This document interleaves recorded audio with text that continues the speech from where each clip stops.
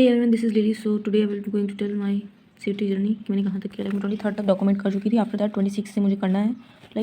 ये जो बीच में गैप है, इसमें मैंने कुछ भी मेरी तबीयत 2-3 दिन ख़राब हो गई थी और मैंने थोड़ा बहुत पढ़ा था। मैंने विकैब भी पढ़ा होगा और उसके अलावा कुछ भी मैंने डोमेन्स और इसमें कुछ नहीं पढ़ा था। तो I have no update in between that. But हाँ, 26 का मैं बता दी हूँ। 26 में मेरे बैकलॉग हो गया था 2-3 लेक्चर में, जो देखती हूँ, जो फॉलो करती हूँ फॉर इंग्लिश। तो मैंने वो सबसे पहले किया। So let me show you that 23 तक तो मैंने कर लिया था।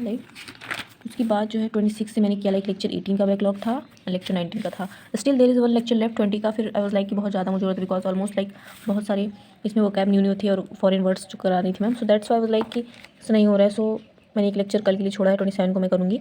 एंड देखो फॉरेन वर्ड मैं कहाँ लिखती हूँ, let me show you that first. या दीज आर फॉरेन वर्ड्स, क्योंकि मैंने जो भी नए मुझे फॉरेन वर्ड मिलता है, ये मैं आज नहीं मैं पिछले साल से फॉलो कर रही हूँ। जो भी मुझे न्यू मिलता है मैं यहाँ पे कर लेती हूँ, ठीक। और कल मुझे कुछ न्यू मिले थे, दीज आर 56 मुझे न्यू मिले, मैंने ये किया था। इनफैक्ट मैंने अपने इस वाले कॉपी में भी लिखा है काफ़ी सारी चीज़ें जो भी न्यू मुझे मिलती हैं। इडियम्स न्यू मिला था और ये मैंने कंप्लीट किया जो मेरा बचा हुआ था। अभी मुझे करना है सर्कल का स्टिल, और ये सारी चीज़ें हैं। और जो भी न्यू मुझे मिलता है मैं करती रहती हूँ। बाकी इसके अलावा मैंने क्या किया था, तो मैंने ई सेंटेंस स्टार्ट स्पेशली करके, या फिर स्पेशली करके जो नहीं होते सेंटेंस, जैसे ई स्टार्ट में आज लग जाता है किसी भी सेंटेंस के, और एक होता है स्पेशली। तो इस टाइप के क्वेश्चन, इस टाइप के वर्ड्स मुझे सर्च करके लिखना था। मैंने सर्च तो कर लिया, अभी मैंने लिखा नहीं है, बट मैं इसी कॉपी में लिखूंगी। बाकी इसके अलावा मैंने 2 मॉक सॉल्व किए थे, one of English and one of English and one of GAT, जिसमें कि मैंने देखो अपना उसका भी वो भी किया था। मैंने एक चीज़ न्यू सीखी कि यू हैव टू जस्ट अपना मिस्टेक कॉपी बनाना चाहिए। तो I don't want to take too much copy. और इंग्लिश में मेरे अच्छे स्कोर बन रहे हैं, बिकॉज सब में तो मेरे अंडर 100 ही बन रहे हैं 250 में से। सो आई वाज कि जिसमें बन रहा है उसमें थोड़ा प्रोग्रेस बताती हूँ। तो ये मैंने मॉक्स ये मैं बहुत पहले का की थी, पहले इन सेंस कि मैं लगभग जनवरी में की थी। और ये फैब में, ये मैंने कल किया था मॉक 26 फैब को किया था मैंने, ठीक है।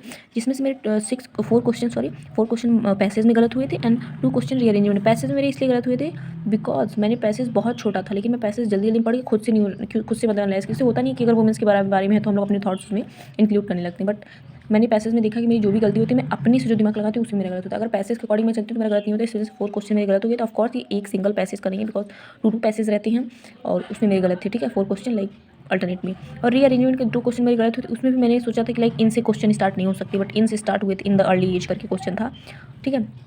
उसके बाद फिल द ब्लैंक्स में फिल द ब्लैंक्स में तो बहुत सारे टॉपिक्स आ जाते हैं, प्रीपोजिशन, क्लॉजेस, फ्रेजेस। तो सब मिक्स करके था। टेंस भी आ जाते हैं, तो उसमें 6 क्वेश्चन में गलत थे। इसमें देखो फिल द ब्लैंक्स टोटल 6 थे, जिसमें से कुछ टेंस के थे, कुछ 1 वर्ड्स के थे। 1 वर्ड में मेरे गलत हुए थे। पेडेंट करके एक सब्जेक्ट था और उसका वो था, मुझे याद नहीं आ रहा अभी कि कुछ ऐसे करके था। तो फिर एंटोनिम में मेरे 2 क्वेश्चन गलत हुए थे। इडियम्स में मेरे 1 क्वेश्चन गलत हुए। वोकैबुलरी में भी देखो ये क्वेश्चन यहाँ फिल द ब्लैंक्स का ही था, ठीक है। तो ऑलमोस्ट मेरे 17 क्वेश्चन गलत हुए थे। आउट ऑफ 50 मैंने 47 अटेम्प्ट किया था, ठीक है। एंड जिसमें से मेरे 30 करेक्ट हुए थे। तो ऑलमोस्ट 150 मेरे बन रहे थे, बट 17 मार्क्स माइनस में गए, तो 139 out of 250। I know that score is not too much good, but इसमें मैंने रियलाइज़ किया, दैट्स रियली हेल्प मी कि मैंने अपने मॉक्स को एनालाइज़ किया। By the way full length mock test है, तो मैंने जब एनालाइज़ किया तो अ लॉट ऑफ थिंग्स मुझे पता चला कि कहाँ का मेरी मिस्टेक्स हैं। सो आई वुड से अगर मॉक्स आप महीने में एक ही कर रहे हो, you should analyse that mocks really well. So कुछ न्यू चीज़ें 3 महीने अनअटेम्प्टेड किया था, तो मुझे ये वाली थी a person who is in ये मैम पढ़ाई थी, बट मुझे याद नहीं आता बिकॉज मैंने नोट्स रिवीजन नहीं किया था ना। तो स्टॉइक वाला था और ये कुछ न्यू वर्ड्स मुझे लगे तो मैं यहीं पे लिख ली, बिकॉज आई वाज कि कहाँ जाऊँ। फिर एक रीअरेंजमेंट का था और एक टेंस का था। एक क्वेश्चन ये था, एक एक्स्ट्रा वर्ड्स में था, ठीक है। और ये क्वेश्चन रीअरेंजमेंट का था और एक टेंस का था। 3 क्वेश्चन मैंने अटेम्प्ट किया था। और पहले वाले मॉक्स का अगर रिव्यू तो पहले वाले मैंने 50 पूरे अटेम्प्ट कर लिए थे। मुझे पूरा अटेम्प्ट करना है, जिसमें से मेरे 29 करेक्ट हुए थे। मेरे एवरेज में देखी हुई एक्यूरेसी मेरे 29-30 पे ही जा रहे हैं, बट हाँ एक क्वेश्चन तो बड़ा 21 रॉन्ग थी। तो कि मुझे अपनी करेक्ट पे फॉलो करना। नेक्स्ट पे अगर मैं नेक्स्ट मॉक लगाऊंगी तो उसमें मैं कोशिश करूँगी मैं कम करूँ और ज़्यादा करेक्ट करने की कोशिश करूँ, बिकॉज दैट्स मैटर। अदरवाइज मेरा 150 था, बट देखो माइनस में चला गया ना। तो इसलिए बाय द वे मैंने अपना जीटी का भी मॉक दिया था, बट जीटी का मैंने मॉक अभी एनालाइज नहीं किया है। उसमें मेरे काफ़ी गलत थे। मैंने ऑलमोस्ट मेरे 21 क्वेश्चन रॉन्ग थे। मैंने कुछ क्वेश्चन छोड़े भी थे और मैं उसको भी एनालाइज करूँगी। उसका भी एक बनाऊंगी सेपरेट कॉपी, सेपरेट, हाँ उसके लिए भी सेपरेट कॉपी बनाऊंगी। और डोमेन्स का मैंने एक भी मॉक अभी फुल लेंथ नहीं दिया है, बिकॉज मुझे लग रहा है कि मुझे कुछ आ ही नहीं रहा। तो उसके लिए भी मैंने एक स्ट्रैटेजी बनाई है फॉर रियली वेल, और मैं वही सोच रही फॉलो करूँगी, बिकॉज ऐसे जीटी में मैं कुछ स्टार्ट ही नहीं कर पा रही हूँ। तो डोमेन्स में भूल क्यों जाती भाई, डोमेन्स में स्टार्ट ही नहीं कर पा रही हूँ। तो मेरे लिए बहुत ही मेरे पास एक तगड़ा प्लान है जिसको मैं फॉलो करूँगी। तो आई वुड से कि मैं थोड़ा सा वो बन सकती हूँ। मैं ऐसा करूँगी कि मैं सबसे पहले मॉक्स ओपन कर लूँगी, ठीक है।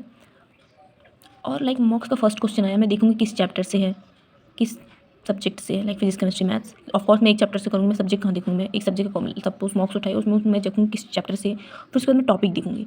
पहले मैं देखूँगी वो मेरा टॉपिक स्ट्रॉन्ग है वीक है, मैं उस टॉपिक को पढ़ूँगी जा करके, बिकॉज ऐसे मुझे लग रहा है कि मैं कहाँ से पढ़ूँ कहाँ से नहीं पढ़ूँ, टोटली ब्लैंक। तो मैं ये स्ट्रेटेजी फॉलो करने वाली हूँ। मैं सबसे पहले उस देखूँगी वो उस चैप्टर से है, उसके बाद किस टॉपिक से है, वो टॉपिक मुझे आती है कि नहीं, मैं अपने से एक बार ट्राई करूँगी। अगर मुझसे नहीं, यहाँ पे टाइमर में कोई सीन नहीं रहेगा, मैं फुल अपना पहला मॉक टेस्ट ऐसे एनालाइज करूँगी, बिकॉज मुझे ऐसे समझ नहीं आ रहा है कि मैं कहाँ से स्टार्ट करूँ, बिकॉज स्टार्ट करना इज़ वेरी इंपॉर्टेंट। तो मैं टॉपिक देखूँगी किस टॉपिक से मेरा है, तो टॉपिक मुझे पता चल जाएगा, देखूँगी मैं आएगा नहीं आएगा तो मैं पहले उसको देखूँगी, पढ़ूँगी, कहीं से भी पढ़ लूँगी।